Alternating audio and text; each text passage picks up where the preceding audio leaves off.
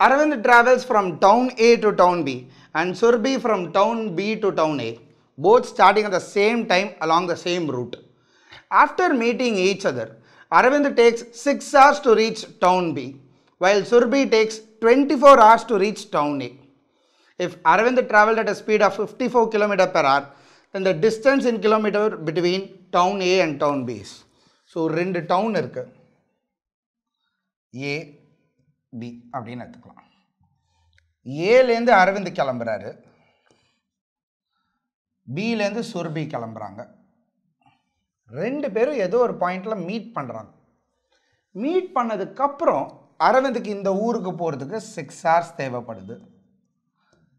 இங்கே சுரபிக்கு 24 hours தேவைப்படுது.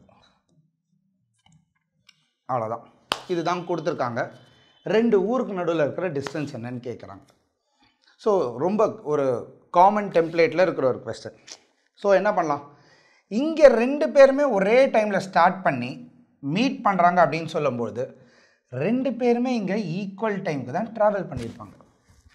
கரெக்டுங்களா? ஸோ இங்கேருந்து ஏலேருந்து இந்த சி பாயிண்ட் எடுத்துப்போம். ஏலேருந்து சிக்கு ஏடிஆர்ஸ் ட்ராவல் பண்ணுறாரு, பிலேருந்து சிக்கு பிடிஆர்ஸ் சுரபி பிடிஆர்ஸ் ட்ராவல் பண்ணுறாங்க. கரெக்டுங்களா? சிலேருந்து ஏவுக்கு வர்றதுக்கு சுரபிக்கு 24 hours ஆகுது, சிலேருந்து பி போகிறதுக்கு அரவிந்துக்கு 6 hours ஆகுது. ஸோ நம்ம இங்கே இருக்கிற டைம் ரேஷியோவை எடுத்துக்கலாம். இந்த டிஸ்டன்ஸ் கான்ஸ்டன்ட், 2 பேருமே இந்த டிஸ்டன்ஸை ட்ராவல் பண்ணுறாங்க, டிஸ்டன்ஸ் கான்ஸ்டண்ட்டாக இருக்குது. இங்கேயுமே டிஸ்டன்ஸ் 2 பேருமே ட்ராவல் பண்ணுறாங்க, டிஸ்டன்ஸ் கான்ஸ்டண்ட்டாக இருக்குது. அப்போது ஏலேருந்து சிக்கு அரவிந்த் எடுத்துக்கிட்ட டைம் என்ன? டி. அதே டிஸ்டன்ஸை கவர் பண்ண சுரபி எடுத்துக்கிட்ட டைம் என்ன? அது நமக்கு 24 அப்படின்னு இருக்கும். கரெக்டாக?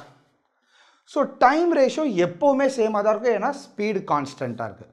அப்போ இதே ரேஷியோவில் தான் இங்கே ஏ எடுத்துக்கிட்ட டைமும் அரவிந்த் எடுத்துக்கிட்ட டைமும் சுரபி எடுத்துக்கிட்ட டைமும் இருக்கணும். கரெக்டாக?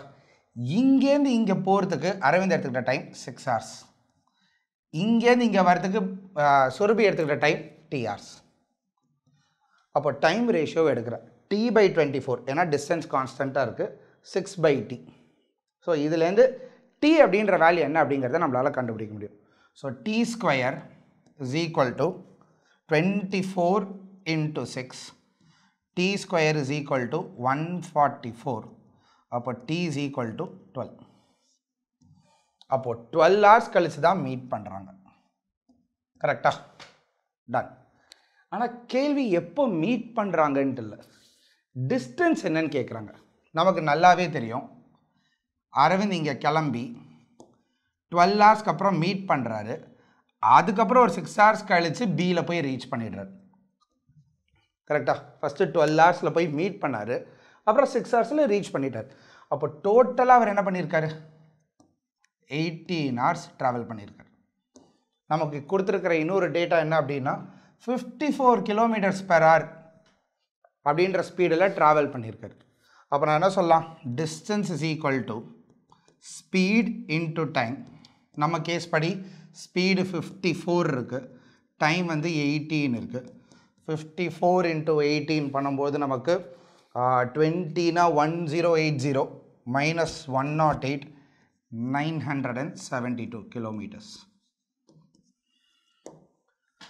அப்போது A to B இருக்கிற டிஸ்டன்ஸ் என்ன? 972 kilometers.